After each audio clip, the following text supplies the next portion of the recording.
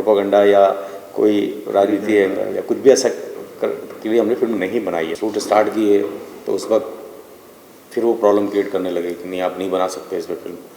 And poster जब हमारा आया तो उस पर तो बिना फिल्म देखे, बिना टीज़र, बिना ट्रेलर के लोगों ने बहुत ज़्यादा ऑब्जेक्शन उठा लिया। क्योंकि ये कहानी जब मैंने सुनी थी जिन्होंने बताई थी मुझे, तो जब वो बता रहे थे जो उनके आवाज़ में जो डेप्थ और जो पेन दिख रहा था, वो चीज़ महसूस किया मैंने कि नहीं ये वाकई क्या हुआ होगा उनके साथ, उन लड़कियों के साथ क्या बीता होगा उन पर। तो वो चीज़ कहीं ना कहीं, और एक इंसिडेंस आपको और बताऊंगा मैं कि जब हम इसका शूट कर रहे थे या जब राइटिंग भी कर रहा था मैं, तो मतलब लिटरली ऐसा लगता था कि सामने वो लड़कियां खड़ी रो रही हैं। मतलब ये एक्सपीरियंस तक किया मैंने इस फिल्म के राइटिंग में। तो मैं इन सबको शेयर करता था वो एक्सपीरियंस कि मतलब ऐसा ऐसा मुझे फील होता है। तो ये बोलते थे नहीं सर वो आप लिखते रहते हो ना, तो इसलिए आपको, तो ये है कि मतलब इस पेन को या उन लड़कियों के साथ जो बीती है, इसको लोग प्रोपोगंडा ना समझ के एक फिल्म को उन लड़कियों के पेन को समझ के देखें और उन लड़कियों के साथ खड़े हो जो आज भी फाइट कर रही हैं इसके लिए, उनका सपोर्ट करें। ठीक है, जिसके लिए हमने ये फिल्म बनाई है, ना कि हमने कोई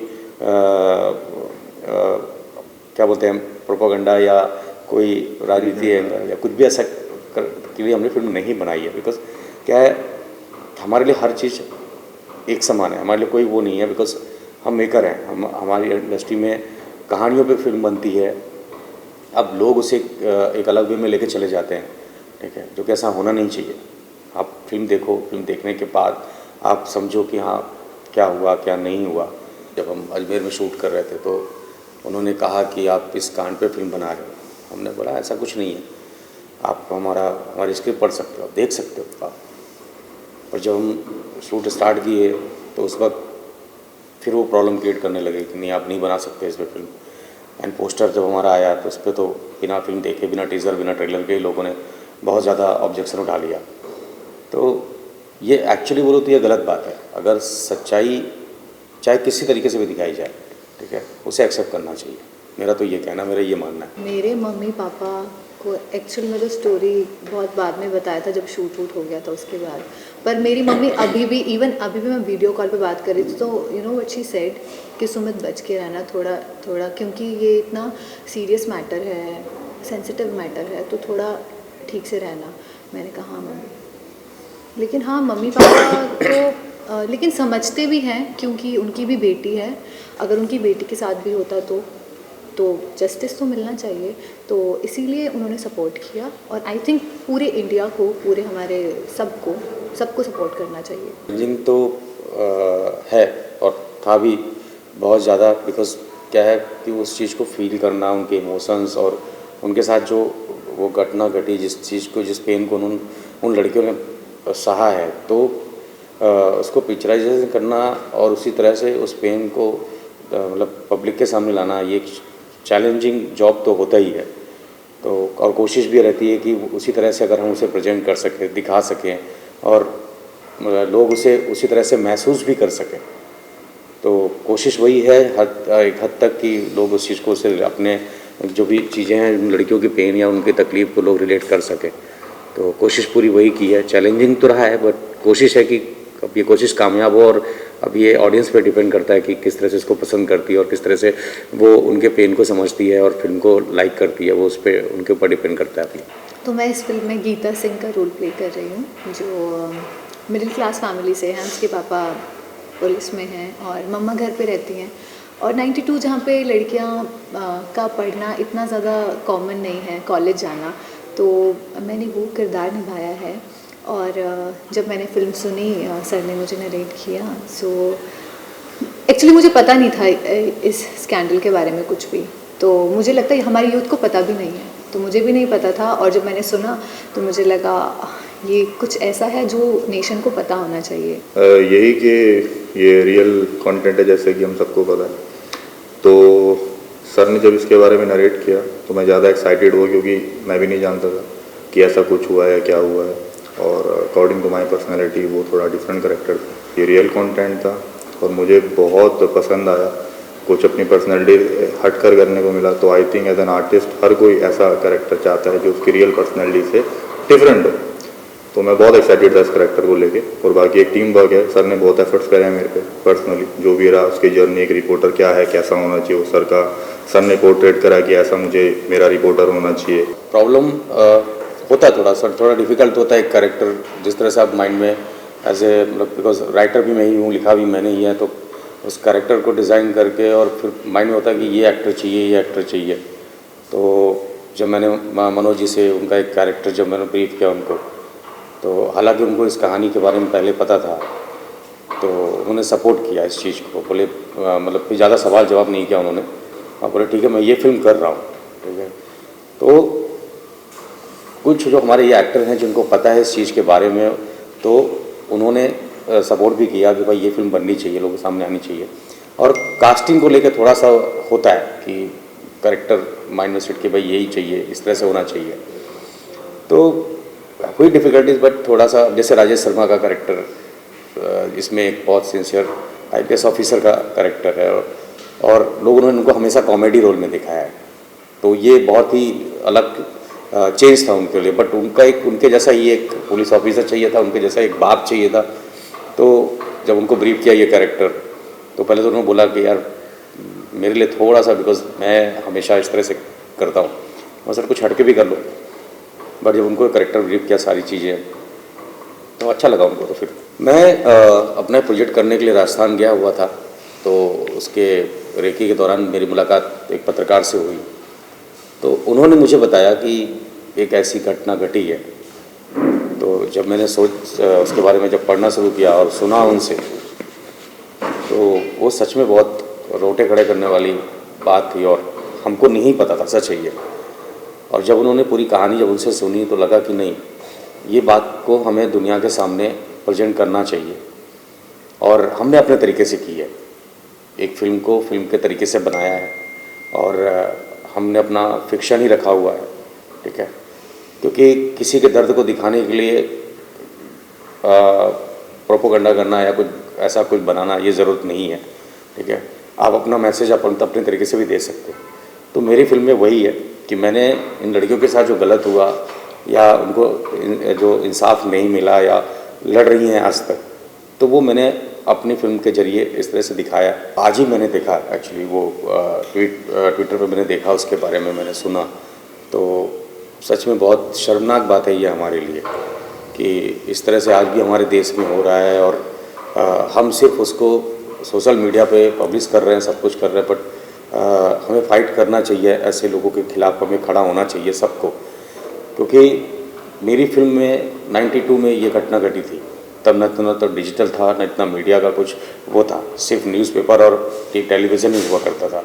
उस वक्त तो चलो लड़कियों की मजबूरी थी, जो मतलब कह भी नहीं पाती थी वो। आज इतना कुछ होने के बावजूद भी सिर्फ हम उस चीज़ को दुनिया को दिखा तो रहे, बट कोई खड़ा नहीं हुआ उनके खिलाफ़ फाइट करने के लिए। तो ये बहुत एक्चुअली बहुत शर्मनाक और घिनौना काम है जिन लोगों ने किया है, और इनको सज़ा मिलनी चाहिए इस चीज़ के लिए। और इस चीज़ के लिए हमें सरकार और उस लड़की का सपोर्ट करना चाहिए।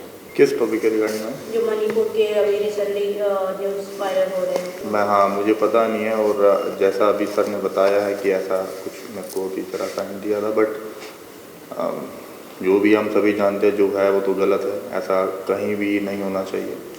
बाकी I am not sure about this news. पहले एंकर थे, एंकरिंग करते थे आई थिंक। नहीं मैम, आपकी जर्नी कैसे स्टार्ट हुई इस फिल्म की, या फिल्मों में हमें कैसे प्ले करना है? अच्छा, एक पेजेंट हुआ करता था, लियोस मिस्टर इंडिया 2016 में मैं वो जीता था। देन उसके बाद मुझे नेपाली कोई इंडस्ट्री थी, वहाँ से मूवी के लिए एक प्रपोज़ल आया। देन मैंने वो किया। उसके बाद मेरी जर्नी बॉम्बे की स्टार्ट हुई थी। फिर मैं 2017 में बॉम्बे शिफ्ट हुआ था। देन ऑडिशन और छोटे छोटे कैरेक्टर मिलते गए, वो करते गए।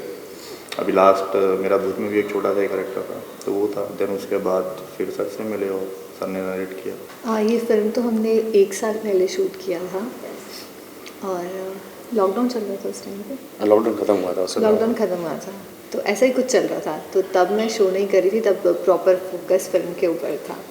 तो फिल्म शूट किया, बहुत मज़ा आया। और सिर्फ शूट नहीं किया, उन किरदारों को हमने जिया है और उस माहौल में सर ने हमको रखा कि ऐसा है, वैसे ही आसपास का माहौल भी बना के रखा।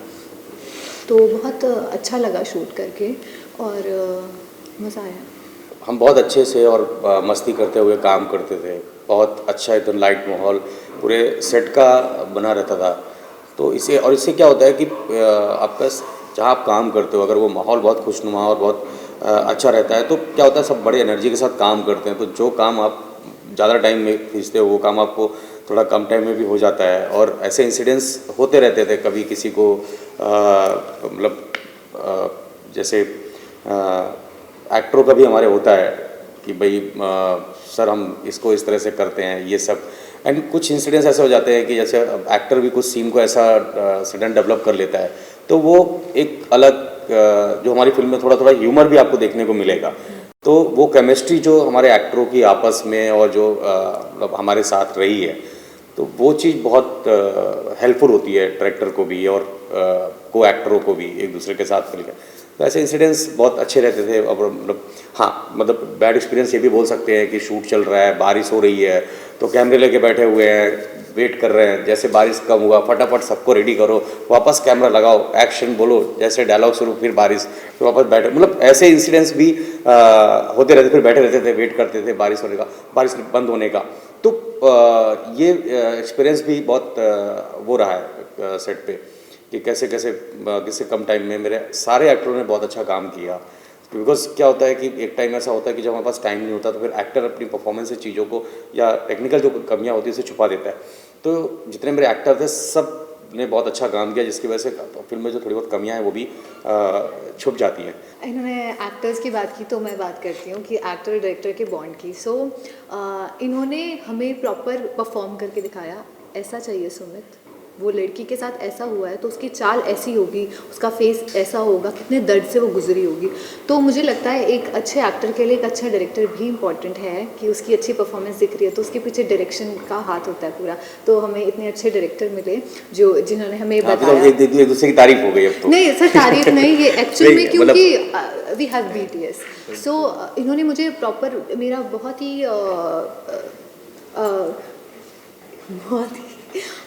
ही मेजर सीक्वेंस था एक, जहाँ पे वो लड़की रेप होके घर आ रही है। तो मुझे तो इन्होंने मुझे करके दिखाया कि सुमित ऐसा होगा, ऐसी उसकी चाल होगी, क्या बीता होगा उसको। तो इन्होंने मुझे प्रॉपर करके दिखाया। फिल्म को देखिए और फिल्म को गलत तरीके से ना लीजिए, ठीक है। गलत तरीके से फिल्म का मैसेज लोगों तक मत पहुंचाइए और आइए फिल्म को देखिए, उसके बाद आप तय करिए कि आपको फिल्म देखनी चाहिए नहीं देखनी चाहिए, जो भी है। बट एक बार आके फिल्म आप देखिए, ठीक है, और आपको फिल्म बहुत अच्छी लगेगी। और आपको कहीं पे भी जो ये वर्ड्स आजकल हो रहे हैं प्रोपोगंडा ये सब, वो आपका शायद हो सकता है आपकी वो सोच बदल जाए ये फिल्म देखने के बाद। तो मेरा यही मैसेज है कि आप सब आइए और फिल्म को देखिए और अपना साथ हमें दीजिए, ठीक है। और ताकि आप लोग के साथ आने से उन लड़कियों को जस्टिस मिल सके जो आज भी उसके लिए फ़ाइट कर रही हैं। बस मेरा यही कहना है। मैं बस ये कहूँगी, फिल्म देखने जाइए, उन लड़कियों के दर्द को समझो और ऐसे कुछ भी स्टेटमेंट ना दें देखने से पहले। बहुत मेहनत की है, बहुत जद्दोजहद की है, सब ने मिलके बहुत मेहनत लगी है। तो जाइए, देखिए, प्यार दीजिए, आप सबको बहुत पसंद आएगी वो फिल्म। बस मैं इतना ही कहना चाहूँगा कि जिस प्यार शिद्दत से हमने कोशिश करी है इस मूवी को बनाने के लिए, उतना प्यार और रिस्पॉन्स में आप लोगों से मिले।